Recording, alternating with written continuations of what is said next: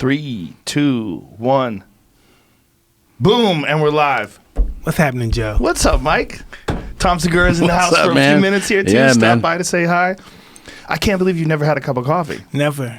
You want some? No. That might be No. that might be the most outrageous thing about you is that you've never had coffee. Your whole life, you've never had coffee. No. Did you just... Tea, never coffee. No one ever offered you a cup of coffee? No, You never went to never. Starbucks? Never. No, for tea or some donuts. Wow. What about like That at, was when you when I was in when you're in rehab, you always gotta go to Starbucks because the meeting's right outside at Starbucks. You always hang out at Starbucks and stuff. Right?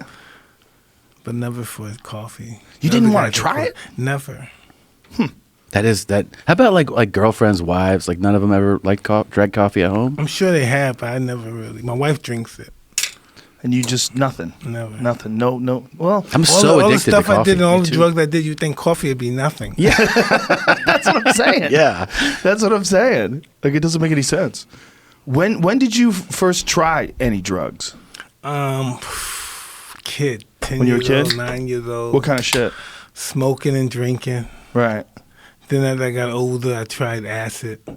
How old were you when you first tried acid? Probably 11. Wow. Yeah, real young. Jesus, man. Wow, that's real young. Wow.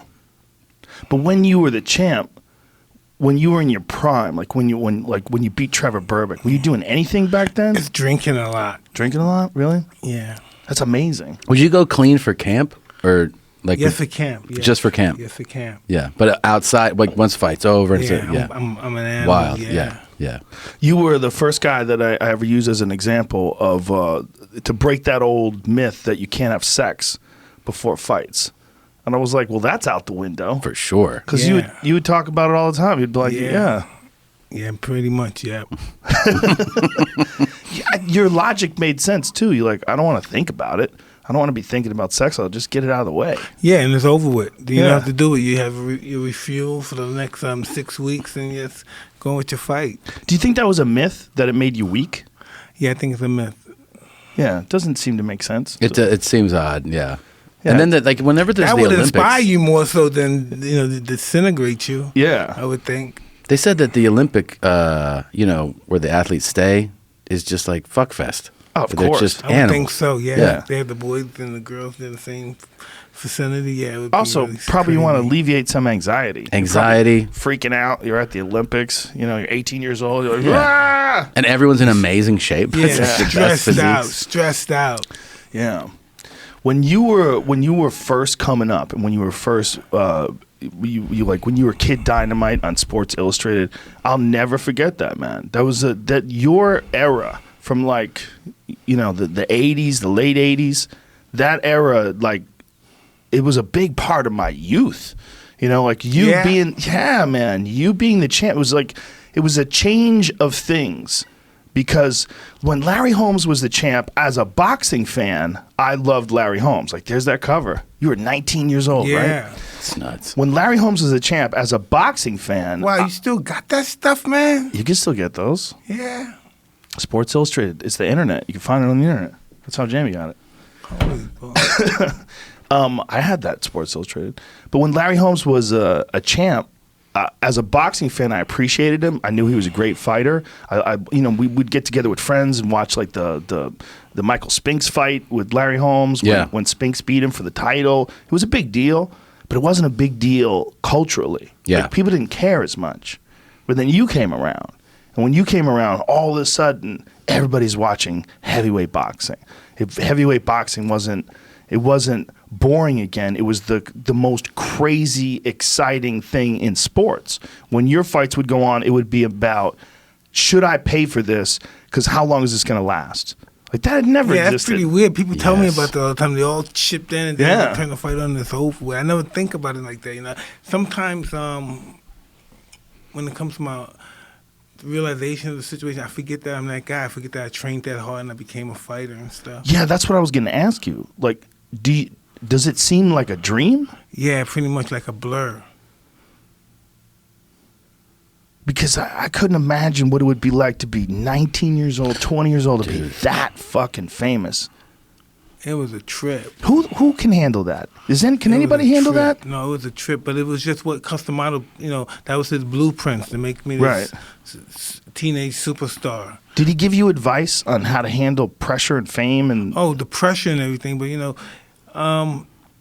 he says really no ingredients on how to handle fame. You know what I mean? We have to see what Department of Fame is your problem, and we have to work on that issue from there. But no one knows how to conduct themselves under that kind of pressure. No, I couldn't imagine. It's the level of fame too. Yes. It's like there's so many. You realize there's so many levels of fame, and then Mike's is still just extraordinary. Where like people walk away from their job, like in an airport. They're supposed to be at the cash register and they run out. They leave their job to go say hi. That's not, most of the time you're like, oh, that's who that person is. It's a totally different thing. How weird is that? That's pretty weird. That's pretty weird. It took time for me to get used to that stuff. I used to be one of those, get the fuck away from me, man. What are you doing, you creep? You know what I mean? Because I never knew how to conduct myself. Yeah. Like, Mike, come here. Take a picture of my mother. Take a picture of my kid. Take a picture here. Take a picture here. I love you, this and that. I'm like, whoa, dude, cool out. You know what I mean? But now, I understand this is just what it is. It is what it is, and you're not going to be able to stop it. Yeah, I've seen you at the UFC before. You're very calm around people. When people grabbing at you, want to take pictures, you just relax. The UFC is awesome because everybody's nuts there. Yeah, it's definitely a wild environment. What do you think Khabib's going to do now? What I think, who? Khabib? Yeah. Well, he does whatever the fuck he wants to do. That's what I think. I think that guy's probably the best lightweight of all time. He's a monster. Incredible. I think he's probably going to have some fights at 170 pounds eventually, if I'd imagine. At 155, there's good fights for him. Tony Ferguson's a great fight for him. I'm really interested in seeing that. I'm really interested in seeing him going up. I'm really interested in seeing him fight at 170 pounds. I think there's Who's a lot up there of for him to him. fight? Well, first of all, Tyron Woodley, who's the champ at 170, that would be an insane fight. George St. Pierre, if he decided to come back and make a big super fight, that would be an insane fight. I think 170 has a lot of opportunities for him. But I think 155 does too. They just have to figure out who's going to fight him. He's an international superstar now. Khabib, especially the way he smashed Conor.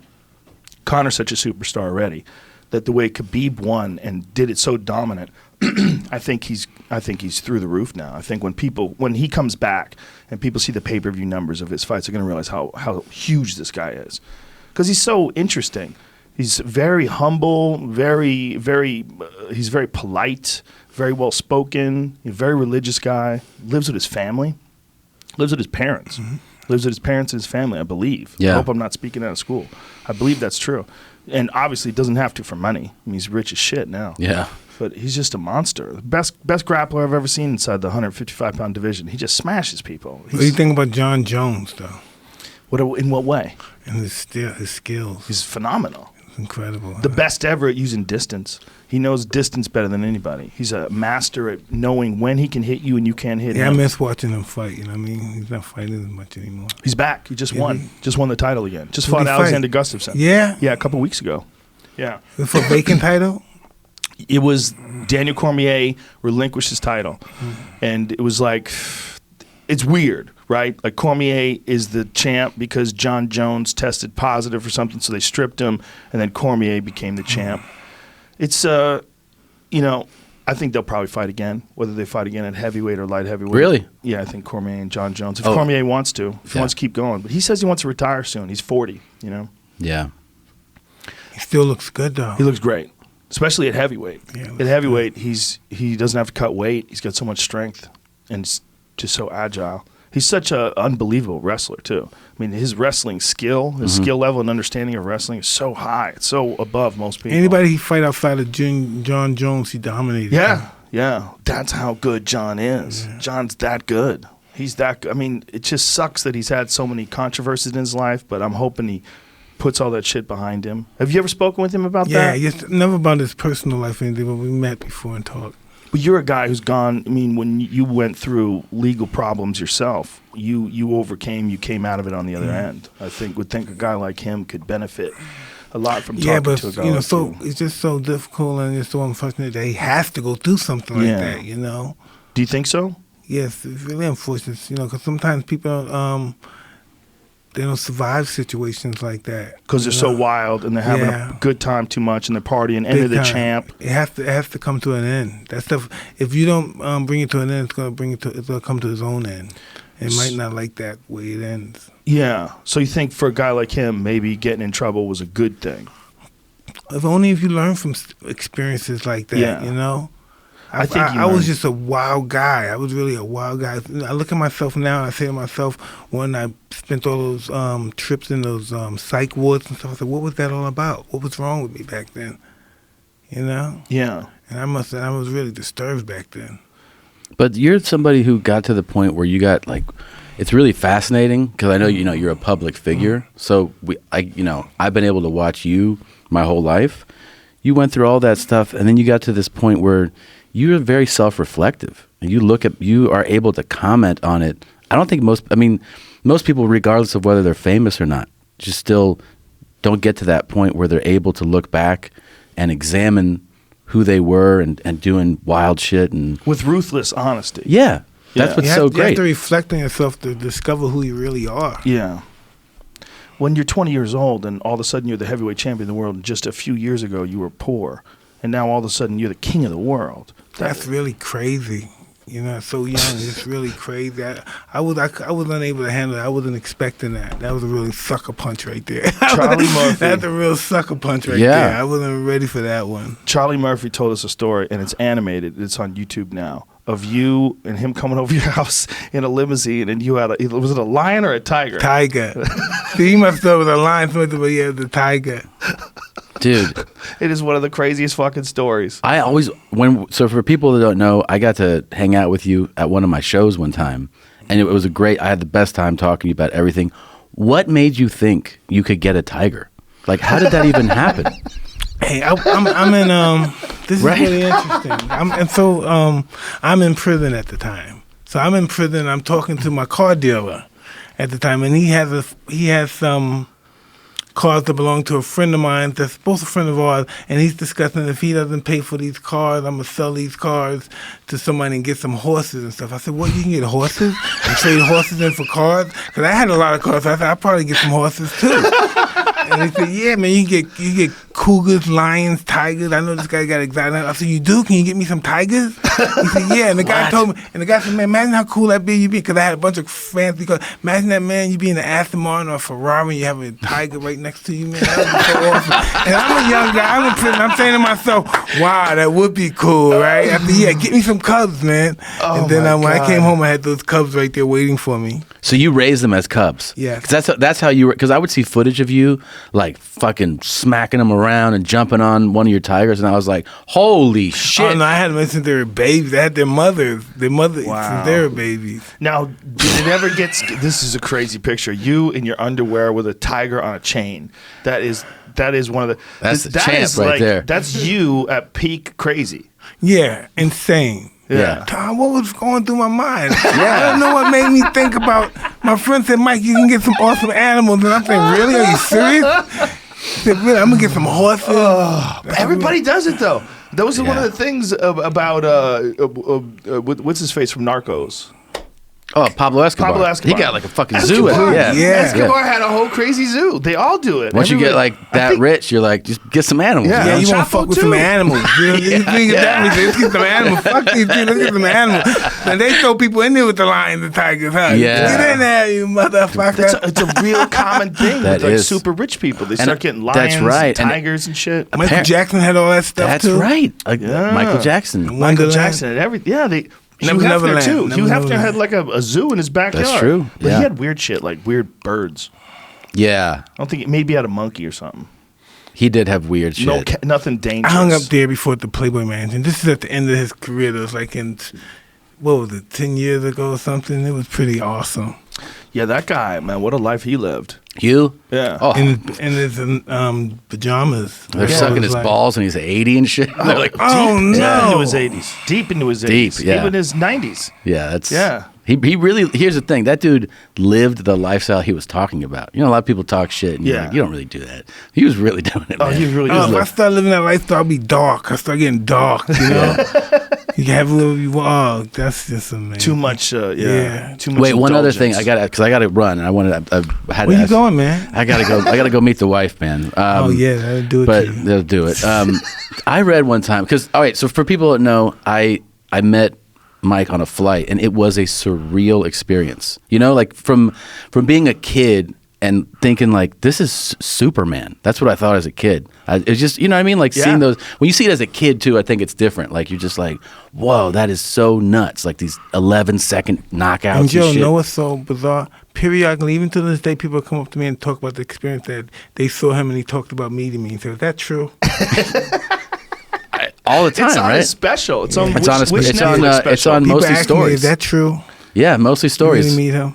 And it was a surreal experience, and you know, we spoke on the plane, and then like when I thought we were done talking, you know, I faced forward, and then he came back and like tapped me on the shoulder. I was like, oh shit, like Mike's talking to me. I'm down here like seat belted in, but then we land, and he was like, oh, where's your show? And I go, oh, it's here. I give him the number. Never expect to hear. Hits me up the next day, and he's like, we're coming to your show. And I was like, oh my God. And I really did say like, I'm amazed that you're coming. And he said, it's all love. And I just said, I love you. Because I didn't know what to say. And then That was good. and That he's was like, cool. he's like, all right, man. And then I hung up the phone. And then I remember I called the Pittsburgh Improv manager, and I go, hey man, I just go, you're not gonna believe this, but Tyson's coming to the fight tonight. He goes, Mike Tyson? I go, no, fucking Tyson Chicken. Yeah, Mike Tyson's coming tonight. He's like, I'll corridor off a whole thing, and you know, and I didn't know he was at the show because the show had already started, and I didn't see him arrive.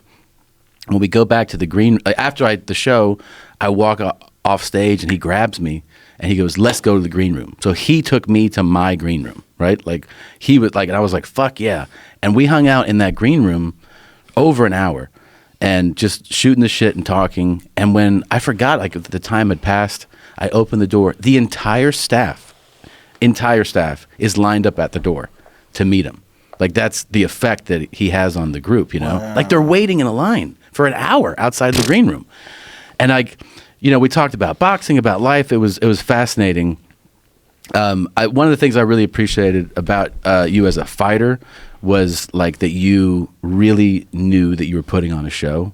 So that's something that I feel like I miss. You know, there's no one that put on the show the way you did. Like you knew that people bought tickets and paid for the pay-per-view. And then it's still like one of my great memories, man. It was a thrill to meet you. So I just wanted to stop by and say hi. Sounds like you're wrapping it That's up. awesome. You're ramping it up. Yeah, he has to go. I do. Oh, by the way, did you buy 7 Bentleys that were the same color? No, but I bought around 7 Bentleys before. Damn. They're Rolls Royces. I wanted to ask. But that you shit. did give away one when you crashed it, right? Yeah, let Gave me it tell some you that cops? story. I wish I Yeah. had some time. I was married at the time to Robin Givens, and we were in some fast food joint. We were ordering food, and she went in my pocket, I guess, to get some money out of my pocket to pay for it, and she had some condoms came out, and she was mad, so she got in the car, and then boom, she crashed the car into another car that was just parked there. Boom, and she hit somebody, and she hurt their arm, and then the cops came. And so the cops came, and the cops were saying, hey, what happened here, right? And I was afraid that they were going to arrest me or arrest us. So I said, well, nothing happened, officer. Nothing. And then the guy was, and it was the guy with a broken arm. I said, you know, sir, why don't you just take the car? You know, you deserve it because you've been doing a lot. Because I didn't want to get arrested. I didn't have a license or anything. Right. And I didn't want my wife to get in trouble. I said, why don't you just take it? You know, it was around 230 at the time. So why don't you just take it? It'll be okay. And the guy said, hey, don't tell me that. And then once he said that, I said, got him. I said, I got him. And I said, hey, man, take it, man. Do this, man. You deserve this. Take it. And they took it. Wow. But before that, some guy arm was broken, and I gave him my money. I said, take the money. And then he came back to the police. Said, my arm is, but the cop said, no, you get away from me. I'm not going to tell you to get away from me no more, because he didn't want to mess this deal up with this car, because the guy complained Oh, that's he's not going to get this car. That's So the hilarious. cop said, don't fucking come near me again. That hear is me? hilarious. So the guy is backed off, and I say, "Go ahead, man. I'll see you later." And I took off with my wife. I didn't want us to get in trouble. But they made him give away the car, right? They made him. So cause I went back to my office and I said, "Give me my fucking car back." I went to the Really? Yeah, I called him. He got fired. He did? Yeah, he got. Oh my god. He probably hearing this night. I'm gonna get that bastard Tyson. So you gave it to him. I wanted my Indian gift. I wanted my car back. I wanted my car back. Oh no! You Oh, imagine man. Mike Tyson calls you up and says, "Give me my fucking car Oh, back." man. You're Yeah. like, shit! Yeah, it's outside, man. I got it for God you. damn it! Listen, What was I I gotta tell thinking? you something. I gotta tell you something. You guys know I embarked on the marijuana business, Yes. the cannabis business, right? This beautiful box that you That gave is me. a Thank you so beautiful much for box, that. by the way. Man, Tyson that's Ranch. so awesome. Thank you, man, for accepting it. My pleasure. I'm Yeah, honored. that's a cool ass box, man. Yeah, Tyson Ranch is going to be opening up pretty shortly. Yeah, you guys have. 2002. I saw the I mean, plans. 2022. This is a big deal. I mean, Really? this place is gigantic. Which state? It's in California. It is here? California, Oh, yeah. cool. Yeah, they're setting up like a resort. Really? Yeah. Yeah, oh, it's gonna be the best facility in the world, man. It's gonna be it's gonna have an acre-long lake.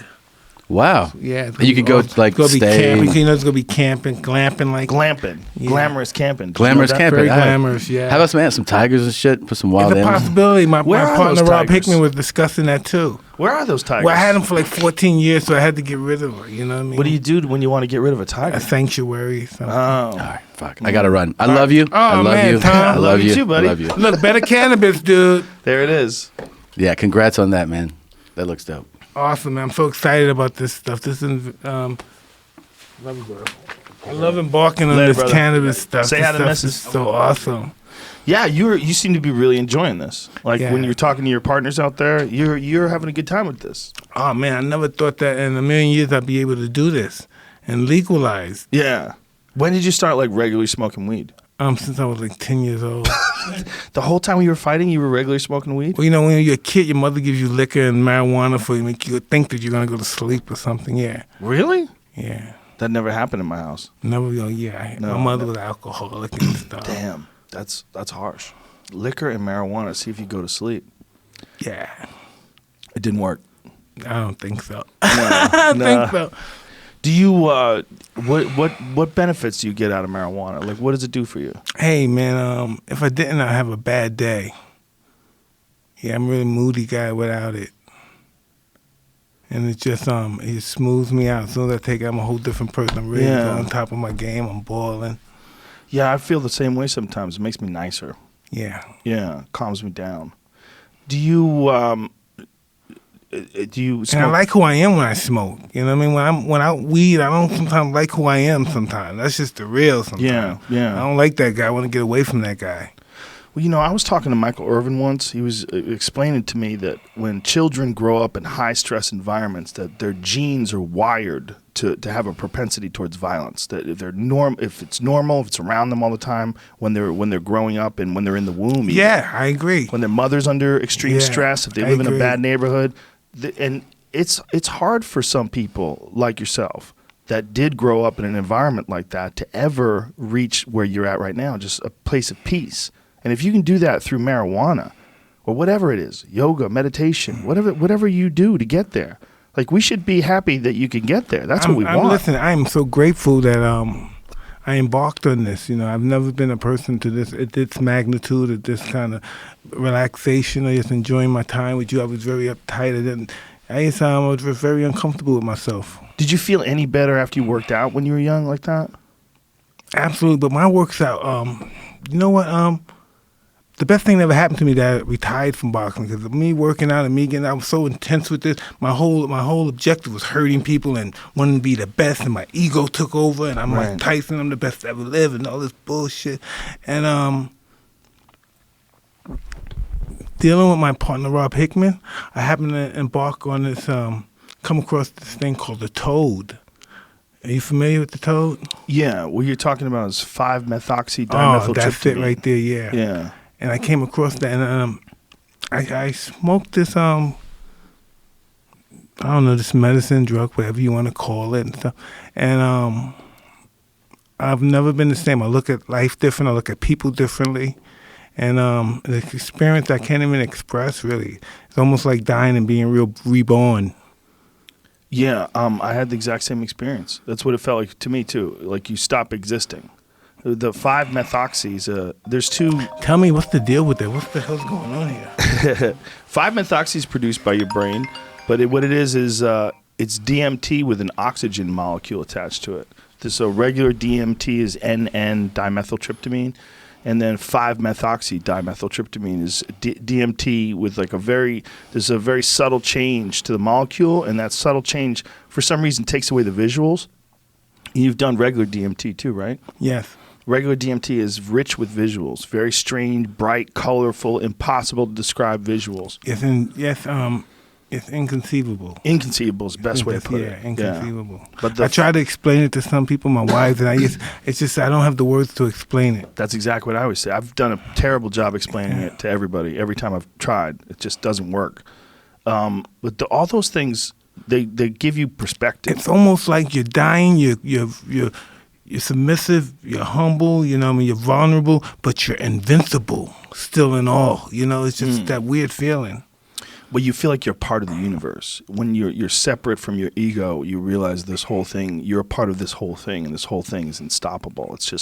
It's a gigantic, huge, all-encompassing, almost like a living thing. Life. Joan, this is what I also realized, too, after going through that experience. You realize how insignificant you are sometimes without your ego. Yes. You realize, wow, you're not really much that you really thought you were. Yeah, you are and you aren't. Obviously, you are in everyday life. I mean, you go places, you have a dramatic effect on people. You mean a lot. You mean a lot to those people that you run into. You mean a lot to the people that you love and that love you. But we all do, and it's all relative. No one is irreplaceable, but everyone is special to someone or something, and at least to themselves. Mm-hmm.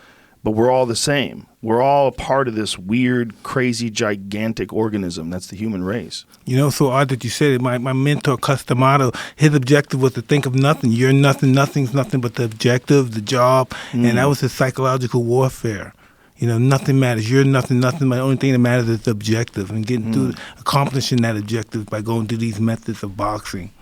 Do you ever stop and think about how fortunate it was you ran into that guy? Listen, till this day, I really don't understand that. So how did this happen? Because so many people... Listen, by the time I was born, he was 66 years old by the time I was born. Yeah, crazy. So many people could, Can't even explain it. It's a magnificent individual. He was an amazing guy. An amazing part of boxing and with a unprecedented grasp of the mindset required for combat sports. That was the thing that always really stood out about him. Like he was a guy that was so well versed in the mindset. I would listen to his speeches that he would talk when he would talk about you, and he would talk about boxing. He would talk about fear, and about fear can be like a fire, it can cook your food, or it can burn your house down, and you have to control it. And when he would describe it, like it would be so enlightening. He was such a man of wisdom that when he would describe things, they would sink in. They would.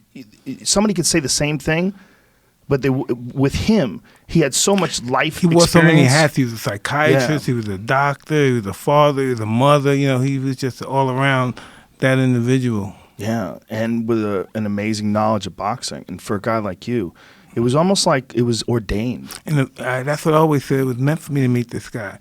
Because I had no way in a million years. Everybody said, no way you're going to be champ. You're too small. Yeah. So you're too short. No way. These guys are too big for you. He's always said, this is the greatest fight I ever lived. This and that. He's always saying this about me. I'm like, oh, God, this guy's just souping me up. I never thought I could, achieve what he was saying. The things he was saying was just so gigantic in my eyes at the time. Yeah, I mean, when it all happened, and it turned out that he was true, and you have to absorb all this when you're 20 years old. I always say this about Justin Bieber, and I don't think Justin Bieber nearly had to deal with what you had to deal with. Your experience was so much crazier because you were not just an incredibly famous guy. You were the baddest man on the planet. So there was like an aura to you everywhere you went. People wanted to see you. 50-year-old men don't give a fuck about Justin Bieber. No disrespect. He's a great guy, a great singer, but it's not. He's like young girls. For young girls, that guy's unbelievably famous. But He's been famous since he was a little kid. I'm like, who when people hear about That's him amazing, going crazy, right? amazing. When people hear about him going insane, I'm like, of course he's going insane. You have no idea what it would be like to be him and to be 17 years old and girls literally trying to break into his house to throw pussy at him. They're coming down chimneys. They're flying in on parachutes. They're doing anything they can. They just want to be around him. And you want him poor to be Justin. normal? Oh man, poor guy. No one can handle that. What kind of music you listening to? I listen to everything, man. Yeah. I do. I listen to a lot of classic rock for whatever reason. But I've been listening to a lot of Kanye West over the last few Yeah, weeks. tell me what he's talking about. Kanye? Yeah. Well, he's talking about a lot of crazy shit. He actually talked about DMT in one of his recent songs. Really? You think he did Yeah. that before? I think he did. Oh man. Well, I know he's friends with Kid Cudi. Mm-hmm. Kid Cudi's been in here, and Kid Cudi's had some psychedelic experiences. Yeah. Once you go there, it's just you don't want to do nothing else again. Well, it puts it all in the perspective. It lets you see that as much as this thing seems to be important, this is all temporary, Yeah. and you're a part of forever. And it also allows you to become comfortable with death. Yeah.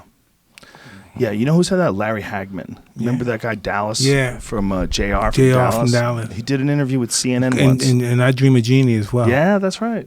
He sprung it on him on CNN once. He was talking about how he did acid.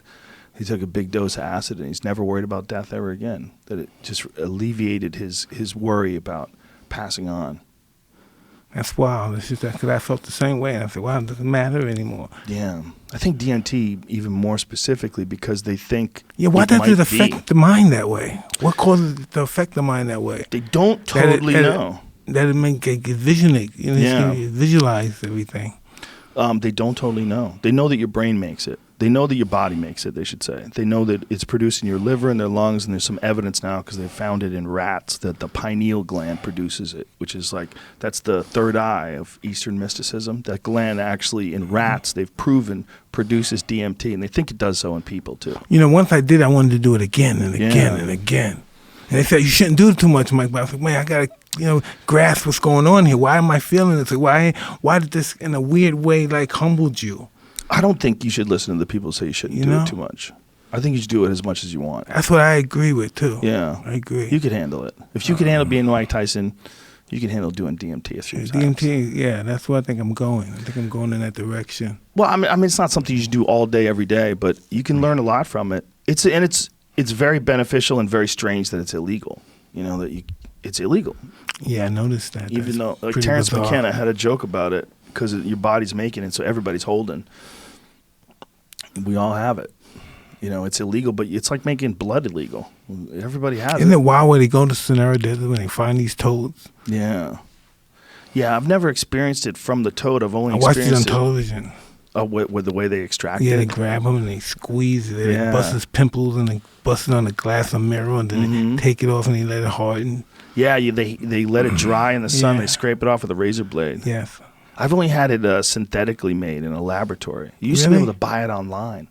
You used to be able to buy like a fucking can of it, like this big, enough to get like a whole state high. You just buy it online. It was totally legal. Incredible. Yeah, it's weird. It's bizarre that it's illegal. Well, they would say not for human consumption. Well, I don't know what the fuck you're doing with it if you're not using it for human consumption. But you used to be able to buy it. I've never felt anything like that before. No, nothing like that. Makes me not want to do anything. Nothing else can supersede that. How long ago did it happen? I don't know, it's around 2 months ago. Yeah. Did you write down what happened after it happened, or did you record it? No, I wish I did. Yeah. I wish I did. Yeah, me too. If like it goes away like a dream, right? It comes off, you're so scared. It starts off like this to me, like, no, yeah! That's how I start. No, I don't want to Yeah. be this. I said, hey, Yeah. I want this to stop now. And the guy was like, hey, you're on the ride. And I'm like, no, yeah! Yeah. I love it. I Yeah. love you. I love you. I love you. Yeah. You love everybody. Yeah, so spazzed out. Yeah. Did you have a hard time letting go? At the beginning, I was fighting it. I was saying, stop. I wanted to stop now. I just jumped. Stop this shit now. Stop. And the guy was like, hey, the show was like, I can't do it. You got to go for the ride, dude. And it was like, oh, man. It's like I'm dying. Things are going on my face. I'm seeing the Aztec things. I'm seeing toads. I'm just seeing weird animals and things just flying. It's like another chamber. It's boom, flashing. You're like, boom. Yeah. And you gone. It's like a rocket. You taking off. Boom. Yeah, it's beyond your imagination. Yeah, it's inconceivable. Can't even explain it to no one. Well, I'm hoping that they start with psilocybin because I know MAPS. They're doing some great work with that, trying to get these things legalized. Especially they're doing MDMA studies with veterans and people with PTSD, and they're having great results. They're moving into psilocybin. They would love to get psilocybin legal, and it's up for ballot. I think it was in Oregon. Is that where it is? It's up for. I think Oregon is up for legalization this year, and it may be eventually in California as well. They may. How you think they're gonna do with that? It should be legal. It doesn't kill anybody. It should be. It's not a bad thing if they regulate it. If they make it for therapeutic use and just set up centers where experts can show. But they shouldn't make it prohibitive for people to own it or even grow their own. It's not a bad idea to set up places where people can do it under a professional's care, a shaman's care, a physician's care. That's a good idea. But making it illegal is a bad idea because it helps a lot of people. You know, people think of it as a party drug. They think you're going to do mushrooms and freak out and go fucking run around naked and, what's on mushrooms? Oh, I used to do mushrooms. I love mushrooms. I love mushrooms. Yeah. Well, psilocybin and DMT are very closely related chemically. All those really potent psychedelic drugs are very closely related.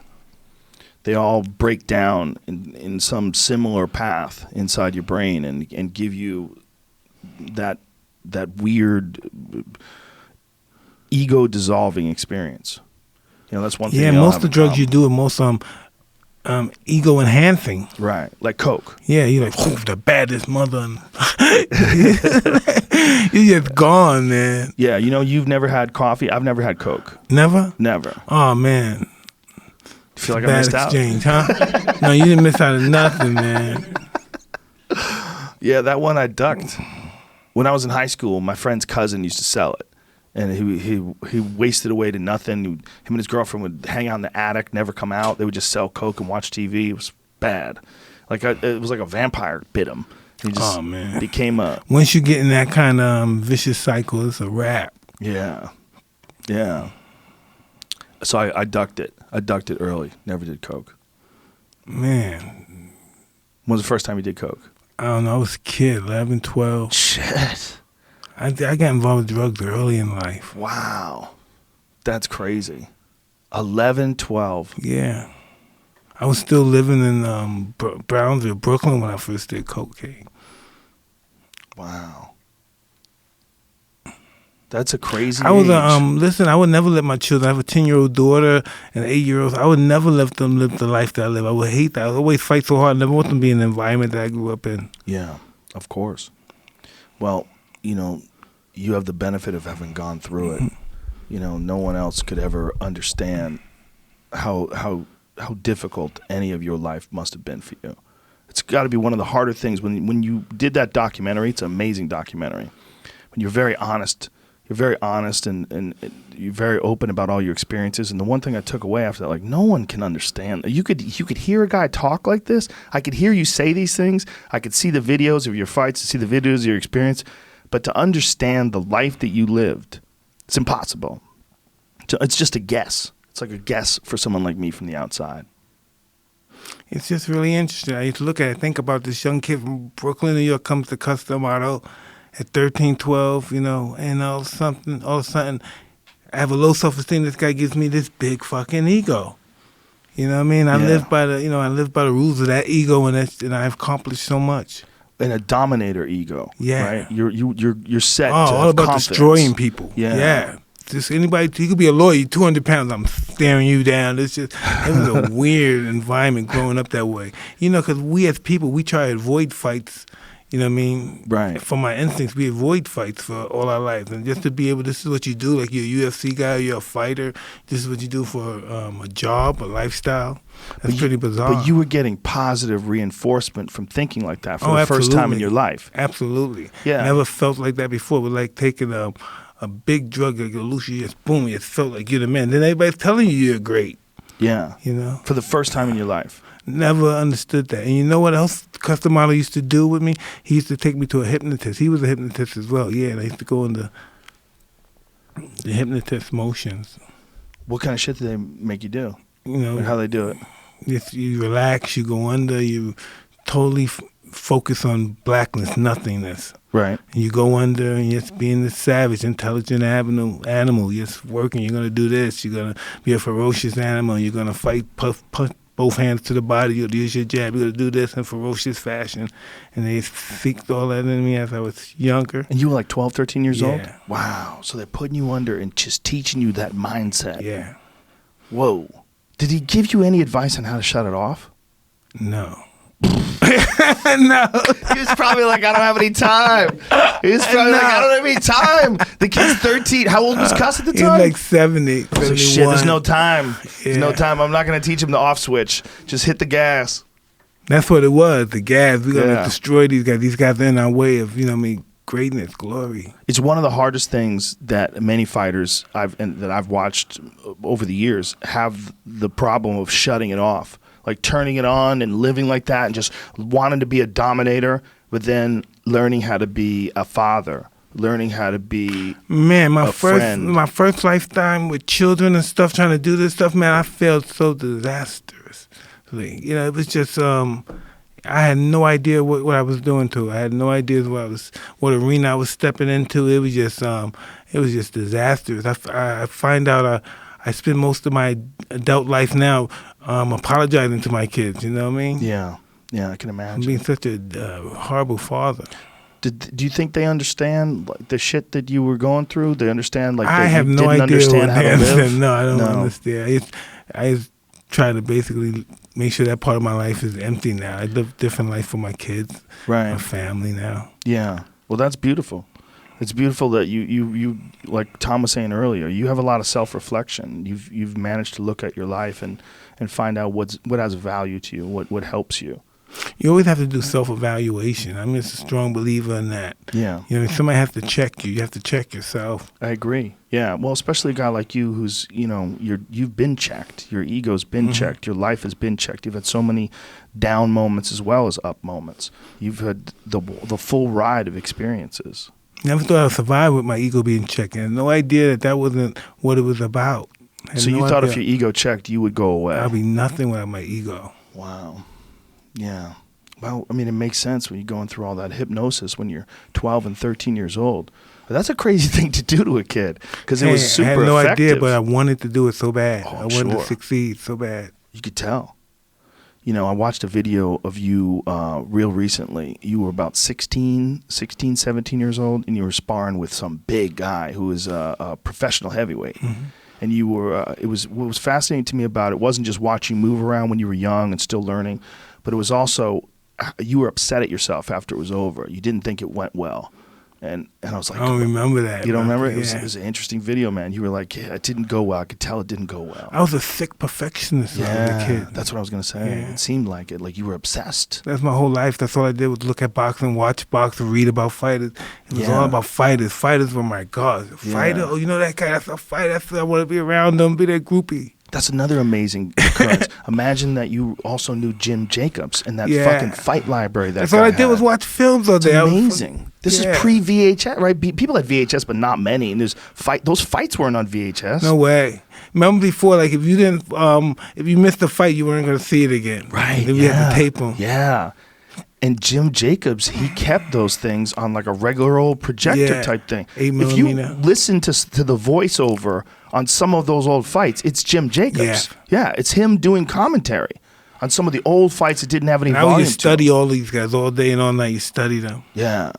It was through you that I learned about a lot of fighters. Yeah. When you would talk about Jack Dempsey, talk about different fighters from the old days, I learned about a lot of those guys from you. I went back and watched some of those tapes, and now it's beautiful. Now you can just get on YouTube and you can You see whatever you want. see everything, see all of it. But to go back and That's the watch awesome. I can those go back old- to my office in prison if we're going to see this Yeah, show. Yeah, exactly. we're going to see this show. Exactly. I mean, I can't wait. I want you to come by to the ranch when the I would ranch love is to. I'm in. productive. It's going to be awesome. So you said 2022? Yeah. So 4 years, what is it? Yeah, 4 years from now, 3 years from It's now? going to be pretty awesome. Yeah, that's awesome. Well, the plans look amazing, you know? How long have you guys been working towards this? Hey, listen, we had seen the property and then we purchased it, and we were just overwhelmed with it. This is probably what I don't know, maybe a year ago, maybe not even that, maybe a year or so, year and a half or so. Are you gonna have a gym up there? Hey, I never thought, but we will have because we'll have the wellness center. Yeah. There. Dude, how great would it be if you taught like a boxing class every I now don't know and then? about that stuff though, but we're gonna hang out there and work out. Just a fun boxing class, like hitting the heavy bag. Just Oh, something God. fun. You don't have to get people beating each other up. Do you know how much people would pay to smoke weed and come learn how to box from you? That's gonna be awesome. They can smoke weed with me. That'd be cool. Do you smoke weed with people, just regular folks? Yeah, I smoke weed. Yeah. Yeah. I was trying to get my wife to smoke with me though. She doesn't smoke? Yeah, she smokes only at nighttime. She can't function during the daytime. Oh, right, she do right, things right. during the day. Well, I would imagine if I was a mother, it would be very hard to get high because I'd get paranoid. You know, I'd be a lot. Yeah, that's why she doesn't do it during the day. At nighttime, it's different. Smoke a little weed, relax. Hey, did you ever do any fighting? I did kickboxing and Tell me about taekwondo that. tournaments. I was pretty good at taekwondo. I won a bunch of state championships and I won a few national tournaments. When did you know you wanted to get physical with another human being and do this stuff? Because, you know, you can't be in right frame of mind to want to do this stuff. No. You got to realize that. I was People very that do scared. this stuff are not in the right frame of mind. Yeah. And that's dealing with fear drives you insane. Yeah. To deal with that drives people insane. I was insane during my career. Yes, madly insane from fear. Yeah, obviously I never went through anything like the level that you went through, but for these full contact taekwondo fights, I was always scared.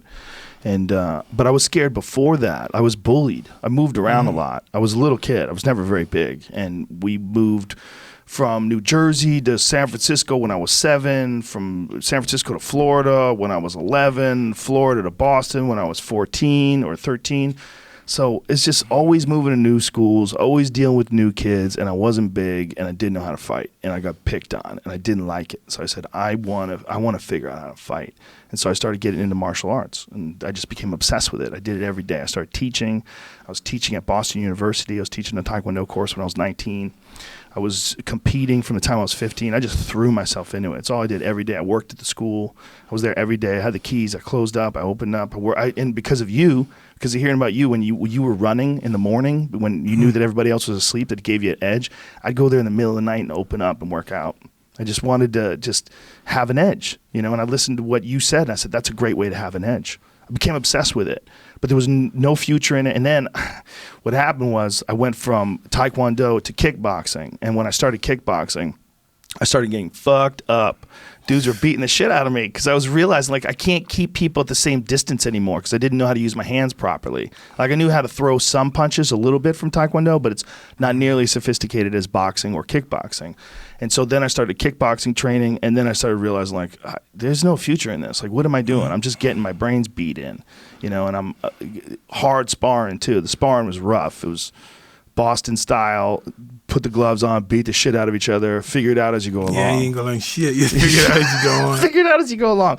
So a lot of headaches, and you know, but it was hard for me to shut that part of me off. The part of me that just wanted to conquer. The part of me that just wanted to win all the time. To figure out a way to be more intense, more driven, more focused. But when I did stop fighting, it was a huge relief. Like the relief part was worth the extra anxiety that I got.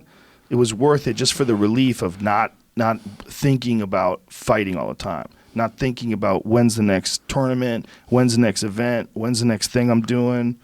It was just I know, that's pretty that stressful weight. stuff. Well, for you, it had to be way crazier because I not only is wanted it to, the weight, it's the heavyweight championship of the world. I always wanted to make my mentor happy. Yeah. That's my goal, to make him happy all the time. When he died, was it weird not having a person like that in your man, life? it was it was just it was emptiness. It was just, and then people who we thought was our friends and that we say were gonna be good to, they just started, when he died, they just started going in for the kill. They just want to grasp me for means. It seemed like you and Kevin Rooney had a good combination at the beginning. Yeah. When he died, when Cuss well, died. listen, we didn't know what we were gonna do. They were thinking about getting rid of Kevin or something. I was saying I didn't want to be with nobody else. Right. And I was comfortable with Kevin and the style and the way we were working. I didn't want to be with nobody else. I said, no, let's just keep Kevin. Yeah, and Kevin was a great trainer Yeah, too. for me, he was, very well yeah. respected trainer. Yeah, it was a good relationship, like the way it worked in the beginning. It looked like, but then, like all things, you know. Kevin used to train me and then fight on his undercard. Oh, really? Yeah. Wow.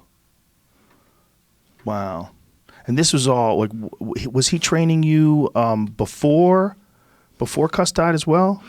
Well, yeah, How many years before Cuss died was he like holding mitts for you? And just a couple. but he knew you well. Yes. Did He he knew the watch? style well. Did he watch fights with you as well? Did you? Or were you watching those fights Every by now and then we yourself? watch a fight. Like once we started training with each other, we started watching fights together.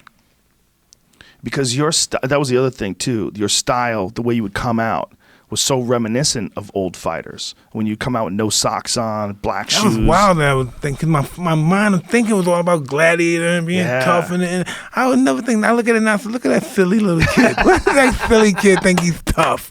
I was thinking this guy thinks he's tough. Well, you were tough, man. I know what you're saying. But you were. When you fought Marvis Frazier on, what is that, ABC Wide World of Yeah, Sports? remember those days? ABC had fights. I remember watching that fight going, holy shit. That was like being locked into a ring with a tornado. That was wild days. I thought I was a tough kid. That was your peak. That was when it was peak scary. You know, you were coming up and everybody was just terrified. It was just a wild thing to watch, man. To be a part of it, to be you. Yeah, I wanted to make my mentor real happy, though. That was my main goal in fighting. It's a powerful goal. Yeah. Did you ever try to go back and get hypnotized after all that's over to try to maybe calm down that part of your mind that they turned on? I never did. I had the Toad, I think, helped me out. The Toad. Other stuff, none of that stuff would help me out. Yeah. Did weed help you out at all? Pretty much. Yeah. You know what I mean? But I had to do it every day. I had to do it all the Right. time. I had to do it all the time then. Yeah. If I went to another country and I didn't have my weed, I'd be insane. I said, what? Yeah. No weed? I got to be here a couple of days, a week, a month? Get the hell out of here. Yeah.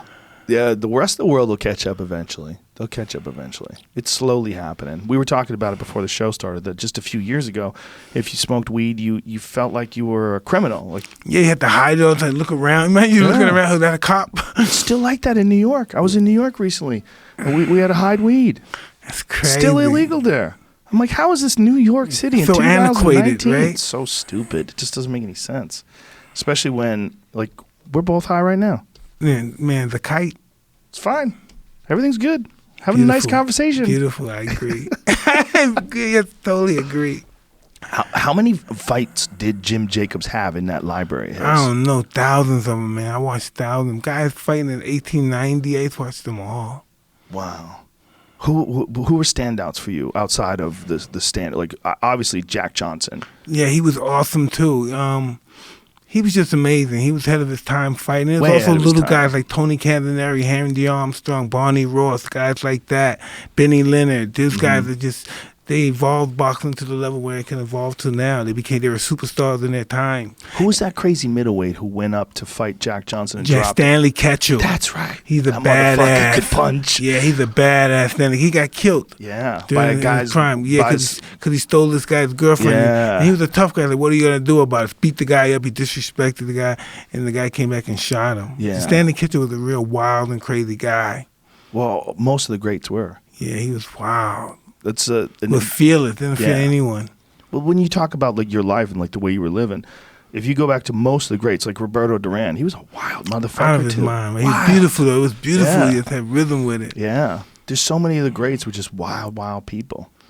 You know? I think it's that fear that just brings that out of you. Yeah. But then there was some greats that were just real disciplined. Like strong, like Yes. Marvin Hagler's my best example for that. When I was a kid growing up in Boston, Hagler was the middleweight champion of the world, and I used to see they used to have video of him running. They played it on the news. He was running on there was the dunes, sand dunes in Cape Cod in the winter, freezing cold, with a hoodie on, running, screaming, "War, war!" Crazy, right? Oh, it was amazing. Marvin Hagler made you want to just get out of your house and go running in the snow. You know, he was so disciplined. That was the thing that I always got out of watching him. Wasn't that he was so wild.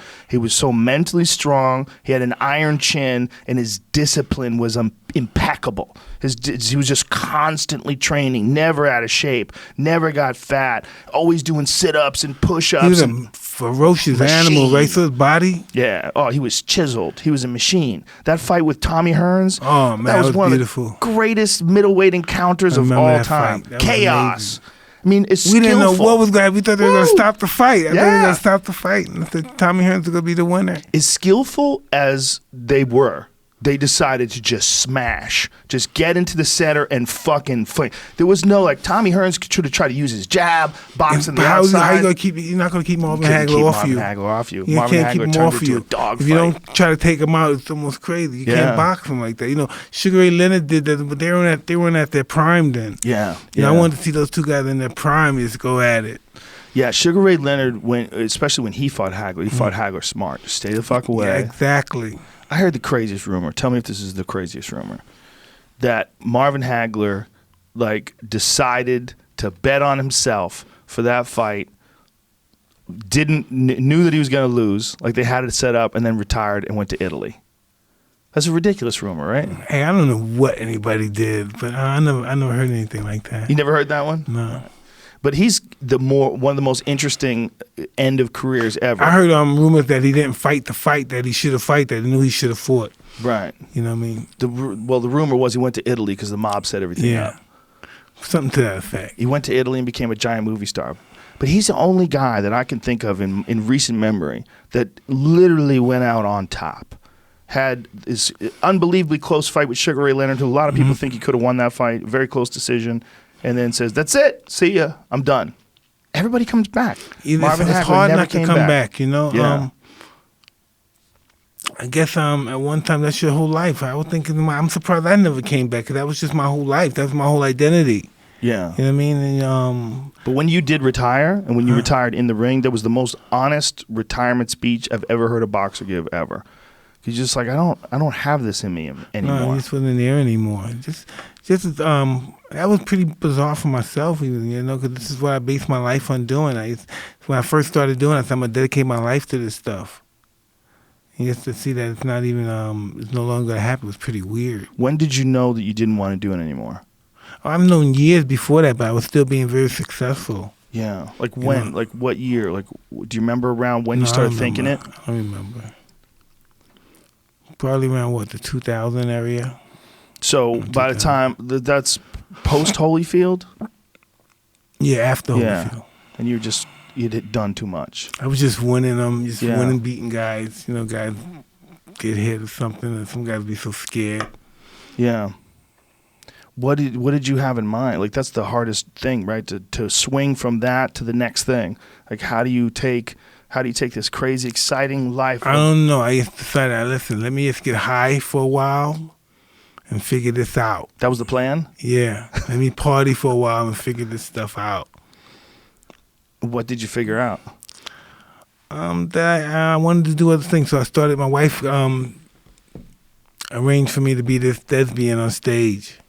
That she created the live show? Yeah. That's a brilliant idea. Because you're also the first fighter that ever did that. Because many fighters have great stories, but very few of them have ever. I don't think anybody besides you has ever put it into a We went all theatrical overseas. thing. We did it. Man, it's just amazing. We did it in Monaco. We did it in Rome. We did it amount of various places, and I just can't believe that people want to see that stuff. Well, like I said, the documentary was amazing. So people wanted to hear the live version of you talking about it and to see you live in person. Because the first time we did it, on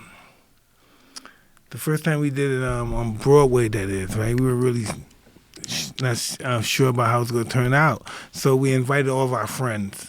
We had tickets and gave all to our friends and people we love, like neighbors, and we brought them to the show. And so when we started, they started laughing. Everybody started laughing. So I ran to my wife. I ran upstairs. I said, "Baby, what's going on? Is everything okay?" You know, I didn't want the show to be a comedy. It turned out to be a comedy. It was supposed to be a hard, gritty show about a tough guy that made it through his toughness. And it just came up about me just talking about myself, how much of a smuck I am. You know what I mean? And they loved it. Well, I think that was part of it. It's because like everybody knew you were this tough guy, but they didn't know that you could be so self-deprecating and have so much fun with it all. You know, that's why people loved it. Cause yeah, the honesty. they're doing the writing for my movie and stuff. I haven't seen it or anything, but it's gonna be pretty wild. Who's playing you in a movie? I don't know. There's been various people, but most likely when Jamie Foxx to do it. He could do it. He could do anything. He could do anything. Anything. Right? That guy could be the fucking president of the United States. He could be a pilot that goes to the moon. He could do whatever the fuck he wants. I want him to do it. Yeah. He could do whatever he wants. He'll probably bulk up like crazy too to do it. It's gonna be really wild. Yeah, Jamie could pull it off. Michael Jai White pulled it off. Huh? Michael Jai He White. can't do it like Jamie, I don't think. I don't know. I thought he didn't do a bad guy. A lot of people didn't Did like good- what he did, did- but I thought he did a good job. I think he did a good job. I loved him in Spawn. He's a great guy. Do you know him well? No. He's a great guy. Great guy. Very smart guy. Very humble guy. Really, really intelligent. And a great martial artist, too. Michael Jai White. There's a Kyokushin karate black belt. It's bad So did he motherfucker. fight? Did he fight in the UFC? No, when he was fighting, there was no UFC around, but he did a lot of karate tournaments and stuff. He's very good. I've watched him train before. He's legit. Very legit. But like I said, real good guy. But yeah, I agree. Jamie Foxx, man. Jamie Foxx is on another planet. He's just got this level of competence and skill and artistry in his singing, in his comedy, in his acting. He could do anything. He could play you. Is he going to hang out with you for a while? I don't know what he's going He's to do. He's gotta hang out with you. So he's pretty awesome. He's gotta hang out with you. Got to absorb it, right? Yeah, let's see how that works out. Are you going to be like his consultant? Are you going to be like, bitch, I would have never said that? I would like to say that, yeah. I'd like to be a consultant.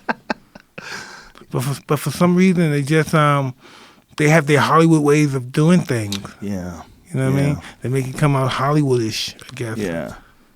Because some things that, it's just really wild how they try to switch it to appear presentable.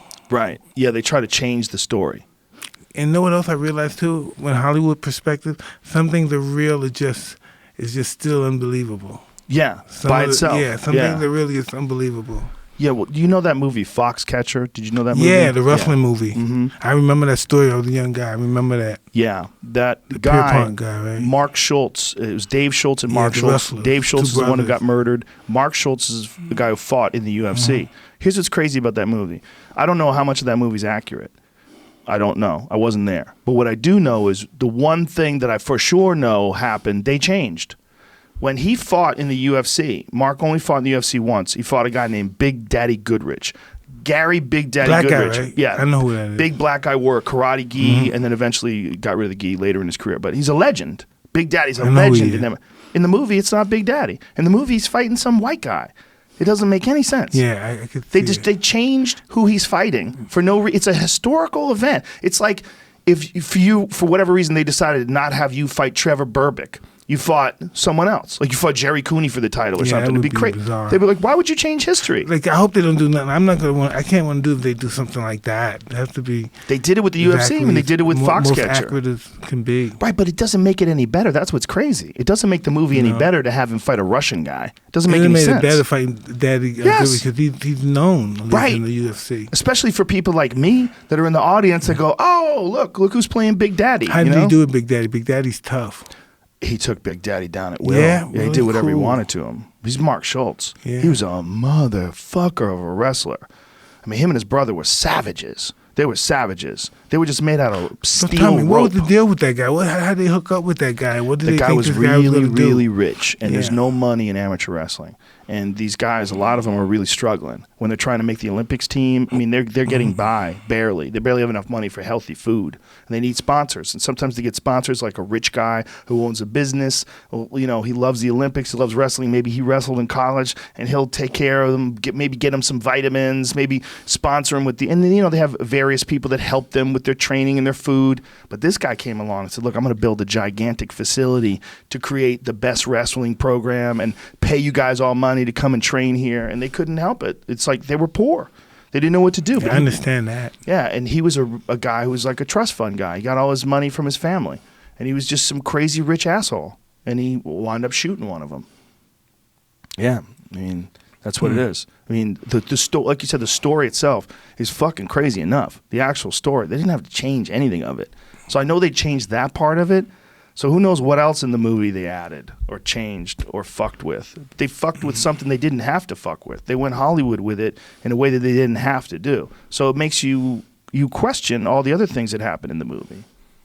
It's pretty bizarre. So And for you, they can't Yeah. do that. Your life is crazy. insane. You know what? I was saying to myself, okay, do I really want to do this stuff, man? Do I really want to go on the screen with my life and be sincere with these people? Yeah. I said, do I really need that? I've been thinking about that recently. Do I really need this stuff? And I'm in this cannabis business getting ready to pop off and do really well. I'm thinking, I don't really that really needs this money that It's bad? not going to hurt you. Yeah. It's not going to hurt you. It's going to help you. Anything helps you at this point. You're so honest that anything that you've done in the past that you're embarrassed about or you're shameful of, it's just better. It's just better for you. It's like you made mistakes. People can learn from them. These are beneficial. So watching someone like you talk about your life is beneficial for people because you learn how you can overcome these experiences, how bad things can be for you. You learn how bad you can fuck up. And people need to see shit like that. It's good for civilization. It's good for our culture. I think so. And plus a guy like you who was, like I said, when I was a kid, you were the fucking man. I mean, you were the fucking man.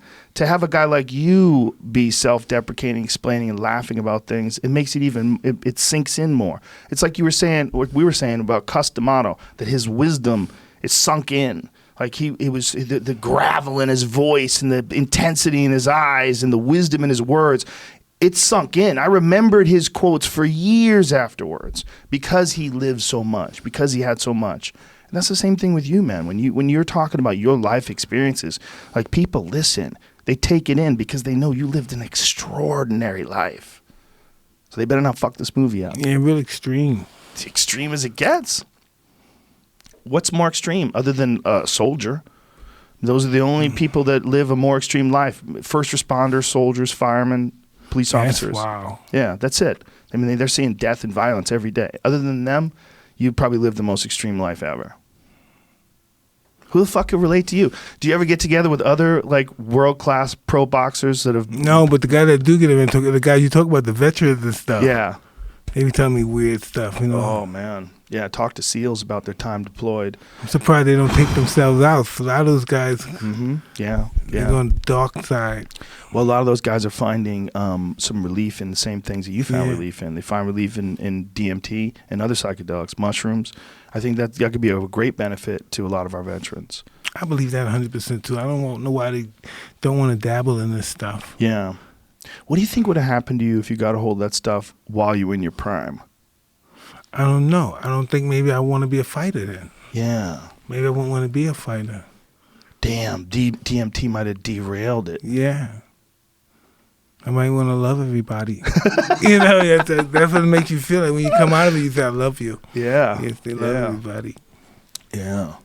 Well, my hope is that with great organizations like MAPS, that one day people will be able to see things, like everybody will be able to see things the way you do.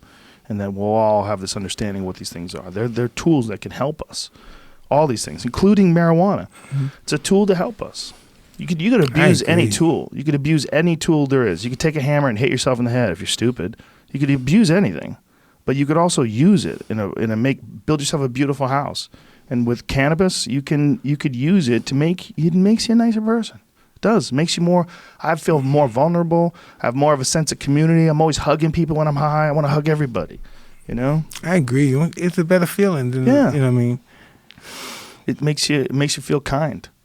I agree. I like feeling kind. What is it like for you to watch boxing these days? It's just not my life anymore. You don't watch it at all? Like, did you watch Tyson Fury, No, I Deontay didn't Wilder? Watch it. I didn't watch it. Oh, it was a great fight. I was in the air flying when they were fighting. Oh, really? Yeah. You didn't watch any of the highlights or No, anything? I saw some of the highlights, yes. How crazy is Deontay Wilder's power? Good stuff. Crazy, right? Because he's built so strange. It's How 209 pounds. How incredible is Tyson's jaw? Incredible. And gets up and wins the rest of the round. That's what's really incredible. It's amazing Good fight. stuff. Yeah. So you don't follow any of it No, today? I always, that's part of my life. Right. I got mixed feelings with that part of my life. Right. You know, right. it's a lot of stuff about that I don't like about myself and stuff. Right. I try to forget that stuff because I'm on a whole different pattern. Yeah. So even watching other people box. I don't even watch nothing. I try to stay away as much as possible. So watching other people box makes you think about yourself when you were fighting. It reminds you of it. Kind of, yeah. Yeah. I always say these guys are so much nicer than I was. You know what I mean? I think these are cool guys, man. Yeah, right?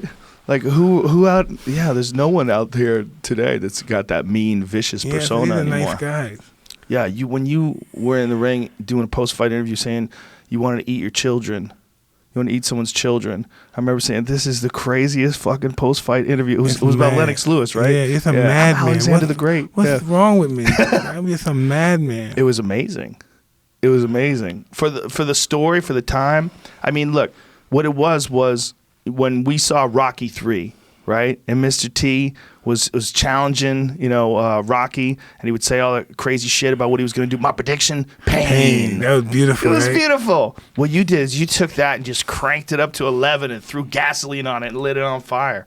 You just took that kind of ferocious shit talking. Yeah, I look at some of those press conferences a long time ago, and what I'm saying to these guys, I would never talk to anybody like that. It's just such a different world now. My world is so different now. Do you feel when you watch that stuff that you feel almost like trapped by that past, like that you have to acknowledge it and you don't even acknowledge it anymore? Yeah, I'm almost a little bit like, I don't want to be involved. I wish that never happened. Yeah. But kind of had to happen for you to be who you are now. Yeah, but no, it's because people, this is the real reason, right, Joe? People love that guy. Yeah. People love that. I didn't like that guy that much. So I have I'm conflicting with people that like that guy and me living my life that I am living now. Yeah. Well, people loved that guy because that guy gave them a drug, and that drug was excitement. Like you'd turn on the TV, like, oh shit, here we go, Michael Spinks, Mike Tyson, here we go, and boom, oh! That's what people wanted. They wanted that excitement. They knew some crazy shit was about to go down. Unpredictable. No one knows what's going to happen in a fight. Is it going to be a right or a left? Is he going to move right? Is he going to move left? How's it going to work out? You don't know. How long can Spinks last? You don't know. And everybody was excited. And that's what you brought people. You brought people this chaotic moment. You slapped down the money in the pay-per-view, you got out your popcorn, and you waited for the rush of excitement. Those are crazy days. Crazy days. Crazy. I mean, I hate to keep bringing your head back to that, but just for me, as a kid growing up during that time, it was a big part of my becoming an adult. It was during your era of dominance. I always look at my kids and I think, wow, these guys are pretty much middle class kids. They live their life, they do what they want, they go to college and everything. I would never want to put that pressure on my son that you have to be the total best. You have to dominate everybody. You got to be the best that ever lived at this. And you put that kind of pressure on them. That's incredible. I would never do that to them. Yeah, it would never work. Probably. I mean, I don't think a kid that grows up in a loving household with supportive parents. Yeah, you got boxing for when you have nothing. Yeah. When you do boxing when you just had nothing, because that's a lot of dedication. That's a lot of pain. That's a lot of aggravation. A lot of it really is discovering who you are. But you must be able to take pride in the fact that your children don't ever have to do that. Oh, and that's why I took the punches so they wouldn't have to do that. Yeah. I have this son that's 16. He wanted to be a boxer. I said, you silly. I saw you working with him. Yeah, I said, get out of here. You gotta go boxing. Get out of here. You stupid. You go to private school. You want to be a boxer and stuff. Oh. You travel, you go to European trips. You do trips and all that stuff, vacation. You want to be a fighter? Get out of here. You're a joke, man. You're a joke, man. And he's really serious. I think he's serious, man. I don't want nobody. What you gonna do? Fight some guy like me? Yeah. Some animal? I don't want my kids to go through that crap. Yeah. That's degrading. Some guy like that beating on you. Yeah. That's the thing, is the fuel that you had, the burning inferno inside you. You can't replicate that. They don't understand that. I don't know. A lot of stuff shame inspires a lot of success. Yeah. Yeah. They don't have to deal with that kind of shame. Right. Shame, pain. Exactly. Feeling of being left out, feeling of not belonging. And you got if an I do this, opportunity. everybody's gonna love me. Yeah. Crazy feeling. Imagine to get people, you want to be accepted so badly. Yeah. Imagine that. You want to be accepted. People to look at you and all. What kind of mindset is that? That's that ego. Want people to just look at you. Yeah. You're a sick fuck. You're sick, right? You're sick fuck. Want people to look at me. Fuck is, oh man. Yeah, but it's beautiful that you could describe it that way now. Like, you've stepped outside of it long enough. Do you recognize what it was when it was overcoming you? I was a sick. I used to read stories of Alexander the Great, how this guy was a god. I said, wow, I want to be like that. This is crazy. It's just crazy how you get inspired to believe that you're more than what you are. Well, it was also those feelings of conquering were giving you the first success and good feelings of your life. and the fact that they programmed you. I mean, that's something that I don't think a lot of people are aware of. The hypnotism and the putting those thoughts into your mind, which were hugely beneficial. You could tap into that mind zone right before you competed. They gave you a clear path. They gave you a clear path to use your fury with this like very analytical approach with perfect boxing technique and an amazing mentor with incredible amount of knowledge, and they just let you loose. You have to be enthusiastic. Yeah. You have to be enthusiastic. Yeah. Bad intentions. Yeah, being bad intention and have enthusiasm when you're fighting. Yeah. Love every minute of it. Yeah. Look at you. You're getting fired up again. Yeah, because it's crazy. Do you work out anymore? Nah, man, I keep away from that stuff, man. You don't even like all that stuff, spin class or anything? No, all that stuff reactivates my ego. Oh, really? Yeah. Oh, wow. When I get ripped and all that stuff, they reactivate it. That's the thing about like extreme winners. Yeah. Extreme winners, that ego is hard. Yeah, and if I activate my ego, I'm gonna lose in life. Yeah. I'm gonna lose. I'm gonna lose in this cannabis. I'm gonna lose everything. What if you like go jogging? Can you go jogging? Nah, I do my treadmill work and stuff. Oh, okay, treadmill. That's it. But if I start to think that I'm special, if I get a glimmer of that thing, say, hey, whoa, yeah. Look at you. You're better than them. I saw a video of you hitting the bag recently. It was like a couple years ago. Mm-hmm. You still hit the bag? Not anymore. You still throw some bombs? I do probably for the camera and yeah, stuff. that's what you were doing. But I'm like, damn, you can still move. You still have it in you, right? I don't know. But it's in your body. It has to be in. I don't want nothing to do that. But does it feel weird? What I was going to get to, if you are standing in front of that heavy bag and you start rattling off combinations, and you start thinking like, oh shit, I'm actually Mike Tyson. Like I was that guy. I am that guy who went through that. I am the youngest heavyweight champion of all time. I am that guy that destroyed Tyrell Biggs. I am that guy that knocked out Larry Holmes. I'm that guy. Like I look at that guy. Weird. I look at that guy as somebody that's giving me a platform to help me forget about that guy. Wow. Yeah. It's beautiful that you have that mindset. It is, because most people who've accomplished as much as you have, they don't want to ever let the past go. Oh shit, let that go. Let it go. Let it go. Let it go. But do you recognize that that's a beautiful part of your personality? You had one of the most successful boxing careers ever, but you don't want nothing to do with it. You don't want to. You want to acknowledge it exists. You wish it went away. In order to arrive to that next chapter in life, you have to forget the chapter that came before you. Yeah. And focus on the chapter ahead of you. Yes. That's a great lesson. And coming from you, that lesson, I think, is going to hit home with a lot of people. You think so? Yes, 100%. 100%. Because you accomplished so much. Because you were the youngest heavyweight champion of all time. Because you're the baddest man on the planet. This big hero for a lot of people like me when I was growing up. To see you now say, that's then. I'm done. Nothing. I don't watch it. I don't work out it. I'm not even a part of that anymore. I'm concentrating on my life right now, and I'm happy, and I love people. Joe, that's really crazy. But when you think about this, listen, being that person, that guy, that sent me to psych ward a couple of times. That sent me to so many other places, to prison. That sent me places. That guy is a trip. Yeah. That's a trip. That guy had you in underwear holding a tiger on a chain. Yeah, that's a trip, man. What did you go to the psych ward for? It's been crazy, violent. Probably thought about hurting myself or something crazy like that. What do they do when they take you in the psych ward? How do they treat you? I don't know. It's the same way everybody treats me. This is Mike and stuff. No, but I mean, how do they take care of you? What do they do for you? I mean, how do they take Mike Tyson and calm him down? Just give you some fucking pills, man. Some Thorazines or something. Yeah. Zone you out. Be like a zombie. You're in your zombie swagger then. Yeah. Yeah, that is what they do, huh? Yeah. Just calm you down medically, pharmaceutically. It's a zombie. Like a zombie. It's looking at television, don't know what's going on. Well, you know what's going on, but you can't react to it. Jesus. And then once they got you calmed down enough, they go, all right, you can go. I don't know. I don't think I ever get calmed down enough. I didn't think it was time for me to go, and I had to go. What is a day in the life of Mike Tyson like now? Like, was it a typical day for you? I get up in the morning, I go to my office, my cannabis office. We do deals and we get investments. And I come home at 5 o'clock and I go see my kids, unless I stay at the office later. And I come home and I hang out with my wife and my kids.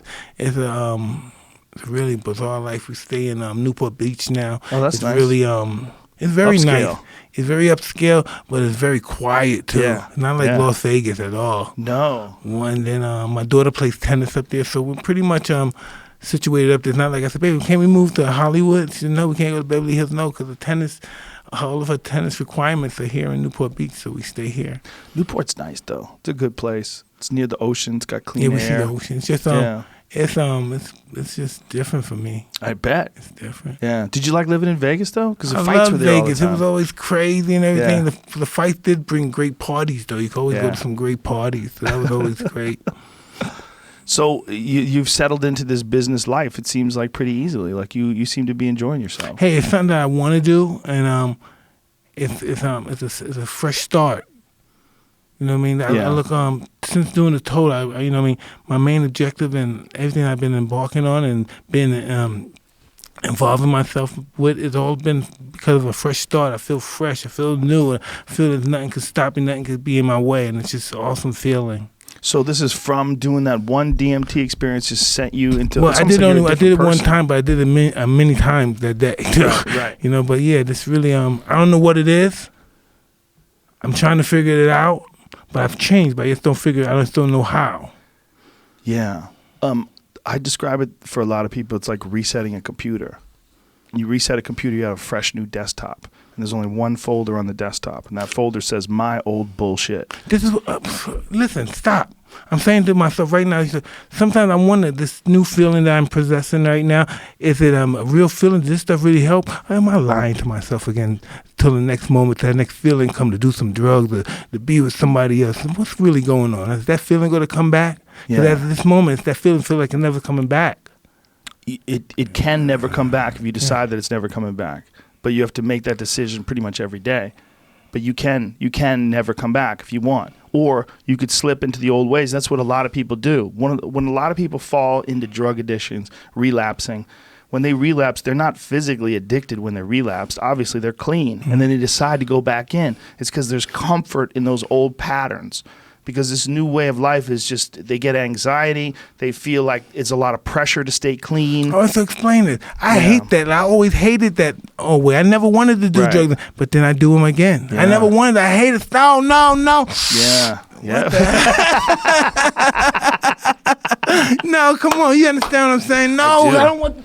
Yeah. Fuck, I don't want that. Next And thing then you know, once you you're do that, partying. and once you do that, then you're going all out now. You got Yeah. the liquor there, the girl. Oh man, this is just Yep. a dark, vicious cycle. It's real Yeah. dark. Yeah. It's Real self-destructive. dark. Yeah, it's all And- about ego inflating and self-deprecating, self-destruction. It also alleviates you from the responsibility of improving. 100%. That pressure of like keeping it together, staying sober, being disciplined, all that stuff. Once it's gone, it's gone. Like, I'm just fucking crazy. I'm crazy. This is just what I do. I'm crazy. And it's easy to fall into that trap. And that's what happens to a lot of people who relapse with drugs. I never want to go back to that again. That's just Yeah. that's just a no-win situation. That's one of the great things about marijuana that people don't understand. They think that a drug is a drug is a drug. They're all falling under the same category. But you can use marijuana and just be peaceful and not chaotic, and the opposite. It'll make you think more about the consequences of ruining your life. Can I tell you something ridiculous?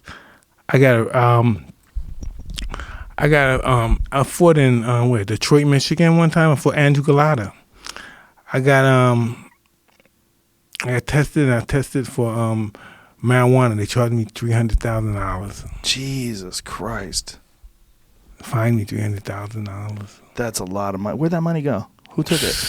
The commission. They broke it up. Yeah. They chopped it up and went and did coke with it. Yeah. That's what they did. Yeah, that's crazy. $300,000 Yeah. for some weed in your system. Now you're selling it legally. Yeah, and this is just a bizarre situation. I'm just going with this bizarre world and see what happens. It's beautiful, man. Never thought you could do to sell marijuana. I never thought I'd be in that business. I know. At this stage of my life, when it came at the right particular time. I saw it online. I saw Tyson Ranch online. I saw something on Instagram or something, and I was like, "That makes sense. Yeah, why not, man? In this day and age, I mean, look, everybody loves you. Why not? Why not go into business? I People never dreamt it, but it's just a no-brainer. are gonna want to buy your weed just because they love you. I want to distribute all over the world too. That's where it gets sketchy.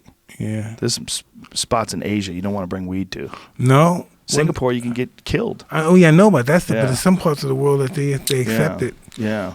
Like I went to Europe to buy weed before. I mean, and it was they were selling the plant. They weren't selling the bud. They were selling the plant. You had to buy the plant and wait till the plant develop and make buds and all that stuff. Wow. Selling the plant. I said, what is that? I said, what's that purpose?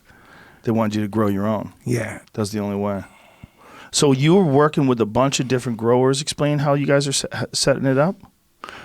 The whole thing, we're working with other growers, but my main objective is to be distributors all over the country. So and also the ranch where you're Yeah. gonna have like a destination. That's gonna be our resort in there, and that's where people gonna come. It's gonna be like what's that big concert thing? So we're gonna have our own concerts there. Chinchilla, I forgot the name of Coachella. it. Coachella, yeah. Chinchilla. Coachella. It's gonna be something Yeah. to that effect. Yeah. Oh, that's awesome. So you're gonna do shows down there too? Absolutely, yeah. Oh, We're wow. gonna do Miguel. Miguel's gonna be our first show. When? Miguel's gonna be our first show in February. Oh, wow. Oh, that's amazing. That's beautiful. But listen, man, I'm very happy for you. I'm Thank happy. you very I'm much. happy to see this. I'm happy to see this transition in you. I'm happy to hear about your experiences. And good luck, man. Best You need of to luck. come by because I'm gonna be presenting at the podcast award. Oh, at iHeart. yeah. Yeah, that's coming up soon, isn't Yeah, it? you gonna be there? No, I'm not going to No, be there. well, I'm gonna- No. When is that? Beat the hell out of me. They'll tell me. Yeah, I think, do you know when that is, Jamie? Somebody sent it to me. I'm busy that night, unfortunately. Yeah. So you have a podcast too. Tell people about that. Yes. It's called Hot Boxing. Hot boxing. Yeah. Get it? Yeah, big time. Hot box, weed, get it? Boxing. Yeah, exactly. Yeah. And we smoke on our show and we having a good time. Yeah, and you had Dale Earnhardt Jr. on? Yeah, he's an awesome guy. He's a great guy. Yeah, he's awesome. Did you get high with him? No, I don't believe I did. No, I don't think he smoked. No, I don't think he does either. But He's such a clean cut guy. he's a super nice guy. Almost too nice. You're like, are you real? Father was a tough guy. Yeah. His father was a savage. Yeah. Yeah. So tell people, Tyson Ranch, tell people how they can find more information. Well, you can look up Tyson Ranch. Just, is it TysonRanch.com? Yep. Okay. TysonRanch.com. And you don't fuck with any social media, huh? You don't mess with that. So, I have people do that, but they tell me take pictures of this guy for you to get some likes or something. Yeah. This sounds so immature. I feel like I'm in third grade or something, getting friends, trying to make friends. I don't know what the hell I'm going. I feel like a smuck, man. it is ridiculous. Like, Yeah. I feel like a smuck. That's it. Tyson Ranch official on Instagram. Look, damn it, I'm on the book, Dope Magazine. cover. There you go. Damn. Well, listen, brother. Thank you very much for being here, man. I really appreciate it. Pleasure And- being here. and- I wanted and to come best to of the luck. show so much earlier, but we just couldn't make it We'll happen. do it again. We'll do it Yeah. again. And let me know when everything opens up. We'll be happy to promote it for you. Let everybody know. And anytime you got something coming on, you want people to know about it, let me know. Thank you very much. Thank you. Take care, bro. Appreciate it, brother. Thank you very much. Mike Tyson, motherfuckers. All day. Woo! That was cool.